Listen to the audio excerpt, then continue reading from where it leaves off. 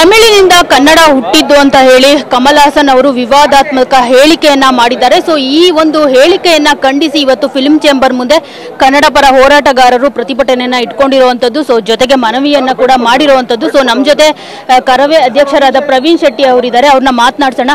Sir, ಇವತ್ತು ಪ್ರತಿಭಟನೆ ಮಾಡ್ತಾ ಇದ್ದೀರಾ ಫಿಲ್ಮ್ ಚೇಂಬರ್ ಮುಂದೆ, ಏನು ನಿಮ್ಮ ಬೇಡಿಕೆ, ಏನಕ್ಕೋಸ್ಕರ ಮಾಡ್ತಾ ಇರೋದು ಈ ಒಂದು ಪ್ರತಿಭಟನೆ ಅಂತ?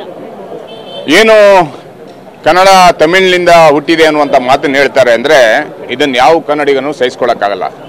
ಆದ್ದರಿಂದ ವಾಣಿಜ್ಯ ಮಂಡಳಿ ಮಧ್ಯಪ್ರವೇಶ ಮಾಡಿ ಕಮಲ್ ಹಾಸನ್ ಚಿತ್ರವನ್ನು ಬ್ಯಾನ್ ಮಾಡಬೇಕನ್ನುವಂಥ ಒತ್ತಾಯವನ್ನು ಕರ್ನಾಟಕದಲ್ಲಿ ಮಾಡ್ತಾ ಇದ್ದೀವಿ. ಸರ್ಕಾರ ಮತ್ತು ಅಭಿವೃದ್ಧಿ ಪ್ರಾಧಿಕಾರ ಎಲ್ಲರಿಗೂ ಸಹ ಕೇಳ್ತಾ ಇದ್ದೀವಿ, ಈ ಕೂಡಲೇ ಅದನ್ನು ಬ್ಯಾನ್ ಮಾಡಬೇಕನ್ನುವಂಥ ಒತ್ತಾಯವನ್ನು ಮಾಡ್ತಾ ಇದ್ದೀವಿ. ತಗ್ ಲೈಫ್ ಸಿನಿಮಾವನ್ನು ಕರ್ನಾಟಕದಲ್ಲಿ ಬಿಡುಗಡೆ ಆಗ್ಲಿಕ್ಕೆ ಅವಕಾಶ ಕೊಡಲ್ಲ.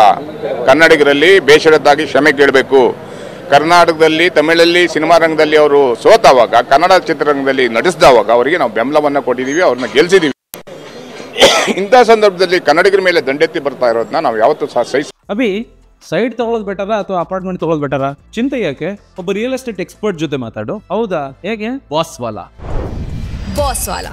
ಬಿ ದ ಬಾಸ್ ಅನ್ನುವಂಥ ಎಚ್ಚರಿಕೆಯನ್ನು ಕೊಡ್ತಾ ಇದ್ದೀವಿ. ಸರ್, ಈ ತರದ ಹೇಳಿಕೆಗಳು ಪದೇ ಪದೇ ಆಗುತ್ತೆ ತಮಿಳುನಾಡು ಕಲಾವಿದರಿಂದ. ಏನಾದರೂ ಅಂದ್ರೆ ಕನ್ನಡಿಗರ ಬಗ್ಗೆ ಈ ತರ ಏನಾದರೂ ಒಂದು ಹೇಳಿಕೆಯನ್ನು ಅದರ್ವೈಸ್ ಏನಾದರೂ ಹೇಳೋದು ಏನಾದರೂ ಮಾಡ್ತಾನೆ ಇರ್ತಾರೆ. ಸೊ ಏನ್ ಹೇಳಕ್ ಬಯಸ್ತೀರಾ ಅವರಿಗೆ? ಸರ್ಕಾರ ನಿರ್ದಾಕ್ಷಿಣ್ಯವಾಗಿ ಕ್ರಮ ತಗೊಂಡಿಲ್ಲ ಅಂದ್ರೆ, ಸರ್ಕಾರ ಬೇರೆ ಚಿತ್ರಗಳಿಗೆ ರತ್ನಗಂಬಳಿ ಹಾಕಿ ಅವಕಾಶವನ್ನು ಕೊಟ್ಟಾವಾಗ ಇದೆಲ್ಲ ನಡೀತವೆ. ಆದ್ರಿಂದ ಬೇರೆ ಸಿನಿಮಾ ಕರ್ನಾಟಕದ ಒಳಗಡೆ ಬರಬೇಕಾದ್ರೆ ಸರಿಯಾದ ಕಾನೂನನ್ನು ತರಬೇಕು. ಕನ್ನಡ ಸಿನಿಮಾ ಓಡಿಸ್ಲಿಕ್ಕೆ ಏನೇನು ಪ್ರಯತ್ನ ಪಡಬೇಕು ಅದನ್ನ ಪಡಬೇಕಾಗತ್ತೆ. ಬೇರೆ ಸಿನಿಮಾಗಳಿಗೆ ಮಾಲ್ಗಳು ಕೊಡೋದು, ಥಿಯೇಟರ್ಗಳು ಕೊಡೋದು, ಆಮೇಲೆ ಅವ್ರಿಗೆ ಏನೇ ಮುಕ್ತ ಅವಕಾಶವನ್ನು ಕೊಟ್ಟಿರೋದ್ರಿಂದ ಕನ್ನಡಿಗರ ಮೇಲೆ ನಿರಂತರವಾಗಿ ದಾಳಿ ಮಾಡ್ತಾ ಇದ್ದಾರೆ.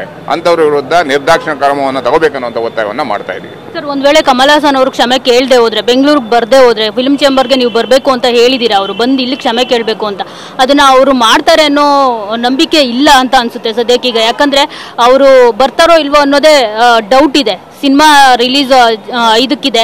ಸೊ ಅವ್ರು ಬರ್ತಾರ ಅನ್ನೋ ಒಂದು ಡೌಟು. ಸೊ ಏನ್ ಹೇಳ್ತೀರಾ, ಅವ್ರು ಬರ್ಲಿಲ್ಲ ಅಂದ್ರೆ ಏನ್ ಮಾಡ್ತೀರಾ ಅಂತ? ನಾವು ಹೋರಾಟ ಇವತ್ತೇನು ಮಾಡ್ತಾ ಇಲ್ಲ ಹೊಸದಾಗಿ. ಹಿಂದೆ ಅನೇಕ ಸಿನಿಮಾಗಳಿಗೆ ಎಚ್ಚರಿಕೆಯನ್ನು ಕೊಟ್ಟಿದ್ದೀವಿ, ಇವತ್ತು ಸಹ ಎಚ್ಚರಿಕೆಯನ್ನು ಕೊಡ್ತಾ ಇದ್ದೀವಿ.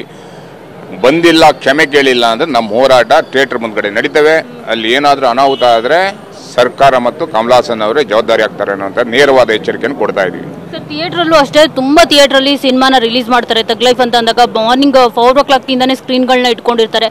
ಸೊ ಅವರಿಗೆಲ್ಲ ಏನ್ ಹೇಳಕ್ ಬಯಸ್ತೀರಾ? ಜೊತೆಗೆ ಈ ಸಿನಿಮಾನ ವಿತರಣೆ ಮಾಡ್ತಿರೋದು ಕೂಡ ಕನ್ನಡದವರೇ. ಸೊ ಅವ್ರಿಗೆ ಏನ್ ಹೇಳಕ್ ಬಯಸ್ತೀರಾ? ಕನ್ನಡದವರು ವಿತರಣೆ ಮಾಡ್ತಾರೆ ಸಂಪಾದನೆ ಮಾಡಲಿಕ್ಕೆ. ಆದರೆ ಸಿನಿಮಾದಲ್ಲಿ ಕಾನೂನುಬದ್ಧವಾಗಿ ಯಾವ ಸಮಯದಲ್ಲಿ ರಿಲೀಸ್ ಆಗಬೇಕು ಅದೇ ಸಮಯದಲ್ಲಿ ರಿಲೀಸ್ ಆಗಬೇಕಾಗುತ್ತೆ. ಅದು ಬಿಟ್ಟು ಅವರಿಗೆ ಒಂದು ಅವಕಾಶ ಮಾಡಿಕೊಟ್ರೆ ಅದ್ರ ವಿರುದ್ಧ ಹೋರಾಟವನ್ನು ಮಾಡ್ತೀವಿ. ಮತ್ತೆ ಕನ್ನಡ ಸಿನಿಮಾವನ್ನು ಎತ್ತಂಗಡಿ ಮಾಡಿ ತಗ್ ಲೈಫಿಗೆ ಏನಾದರೂ ಥಿಯೇಟರ್ ಸ್ಕ್ರೀನ್ಗಳು ಕೊಟ್ಟಿದ್ರೆ ಅದ್ರ ವಿರುದ್ಧ ಹೋರಾಟವನ್ನು ಮಾಡ್ತೀವಿ ಅನ್ನೋ ಎಚ್ಚರಿಕೆಯನ್ನು ಕೊಡ್ತಾ ಇದ್ದೀವಿ. ರಾಜ್ಯ ಸರ್ಕಾರಕ್ಕೆ ಏನು ಹೇಳೋದಕ್ಕೆ ಬಯಸ್ತೀರಾ? ರಾಜ್ಯ ಸರ್ಕಾರ ಮಧ್ಯಪ್ರವೇಶ ಮಾಡಬೇಕು. ಈ ಕೂಡಲೇ ಅವ್ರನ್ನ ಬಂಧಿಸಬೇಕು, ಅವ್ರ ಮೇಲೆ ಮೊಕದ್ದಮೆ ಹಾಕಬೇಕು, ಅವ್ರನ್ನ ಚಿತ್ರಕ್ಕೆ ಅವಕಾಶ ಮಾಡಿಕೊಡಬಾರ್ದು ಅನ್ನೋದು ಒತ್ತಾಯವನ್ನು ಮಾಡ್ತಾ ಇದ್ದೀವಿ. ನೋಡಿದ್ರಲ್ಲ, ಇದಿಷ್ಟು ಪ್ರವೀಣ್ ಶೆಟ್ಟಿ ಅವರ ಮಾತು. ಏನು ಕಮಲ್ ಹಾಸನ್ ಅವ್ರು ಬಂದು ಬೇಷರತ್ತಾಗಿ ಕ್ಷಮೆ ಕೇಳಬೇಕು, ಕರ್ನಾಟಕಕ್ಕೆ ಬಂದು ಅವ್ರು ಕ್ಷಮೆ ಕೇಳಬೇಕು. ಇದರ್ವೈಸ್ ಏನು ತಗ್ ಲೈಫ್ ಸಿನಿಮಾ ರಿಲೀಸ್ ಮಾಡೋದಕ್ಕೆ ಬಿಡೋದಿಲ್ಲ ಅನ್ನೋ ಒಂದು ಮಾತನ್ನ ಪ್ರವೀಣ್ ಶೆಟ್ಟಿ ಅವರು ಹೇಳ್ತಿರುವಂತದ್ದು. ಕ್ಯಾಮ್ರಾ ಪರ್ಸನ್ ಸುಶೀಲ್ ಜೊತೆ ಮಂಗಳರಾಜ್ ಗೋಪಾಲ್, TV9 ಬೆಂಗಳೂರು.